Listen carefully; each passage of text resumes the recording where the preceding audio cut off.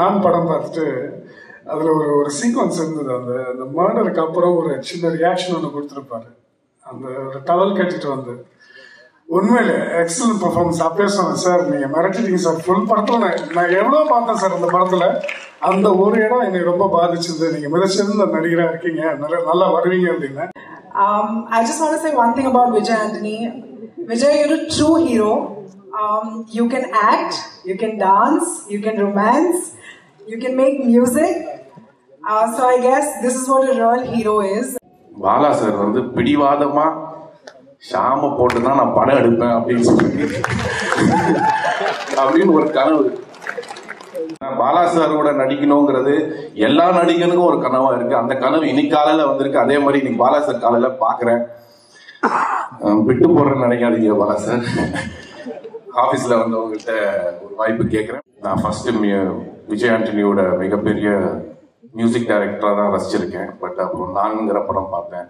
இப்போ இந்த படங்களோட விஷுவல்ஸ் பார்க்கும்போது ஒரு சிறந்த நடிகராகவும் தெரியுது. என்னோட best wishes for Vijay Antony. Bala சாருக்கு என் தம்பிக்காக அளவுக்கு நான் கீழே விட்டு போட்டேன். தளபதி படத்தில் சூப்பர் ஸ்டார் டைலாக் ஒன்று இருக்கு, தேவாவுக்கு ஒன்றும் ஆகாது, டாக்டர் சொன்னாரா இல்லை தேவாவே சொன்னான்னு சொல்லி. அந்த மாதிரி படம் நல்லா வந்திருக்குன்னு விஜய் ஆண்டனி சொல்லியாச்சு. பேசின எல்லாருமே விஜய் ஆண்டனி நல்லவர் வல்லவர்னு ரொம்ப வாழ்த்தி தான் பேசுறாங்க.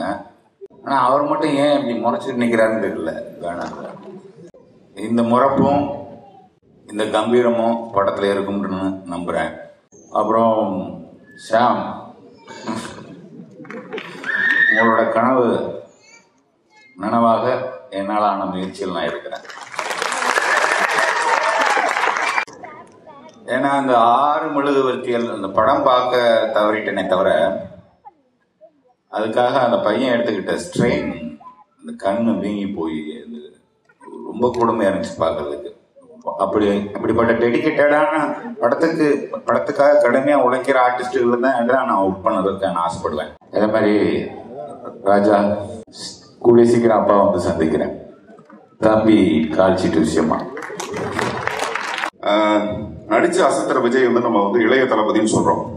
அந்த மாதிரி நான் என்ன நினைக்கிறேன்னா, இவரை இசையால அசத்துற இவரை வந்து இசைய தளபதி அப்படின்னு ஒரு பாராட்ட கொடுக்கலாம், ஒரு பட்டத்தை கொடுக்கலாம்னு நினைக்கிறேன். இதுல விஜய் ஆண்டனி சார், நான்ல நீங்க வேற ஒரு ஜோனர்ல பார்த்துருப்பீங்க, சலீம்ல வேற மாதிரி. நானுக்கு அப்புறம் இந்த படம் தான் நான் பண்ணுவேன்ட்டு முழு மூச்சோட இன்னி வரைக்கும் ஒரு நடிகனா இல்லாம ஒரு மியூசிக் டைரக்டரா இல்லாம இப்போ பார்த்த விஷுவல் அத்தனைக்கும் முழு பங்கு அவருக்கும் இருக்குன்னு நான் பெருமையா சொல்லிப்பேன். என்னை விட என் மேல நீங்க எல்லாரும் ரொம்ப நம்பிக்கை வச்சிருக்கீங்க. கண்டிப்பா உங்க நம்பிக்கை எல்லாத்தையும் நான் காப்பாற்ற முயற்சி பண்றேன். சலீம் அப்படின்னு வச்ச உடனே எல்லாரும் சீக்குவலா அதுவா இதுவா பல விஷயங்களுக்கு காரணமா அந்த படம் நீங்க பண்ணி கொடுத்தீங்க. சலீம் சீக்குவலா இல்லையான்றது நீங்க படம் பார்க்கும்போது தெரியும். வழக்கம் போல சொல்ல, இந்த படம் ஆக்ஷன் த்ரில்லர் வித் ரொமான்ஸ் பிரம்மாண்டமா வரும்னு ஒரு நம்பிக்கை இருக்கு. என்ன இந்த பேரை வச்சுக்கிட்டு எவ்வளவு தகராறு பண்ணக்கூடாது. அப்படி ஏதாவது தகராறு இருந்தால் ஒட்டுமொத்த இண்டஸ்ட்ரியும் அதற்காக போராட வேண்டும். நன்றி. படம்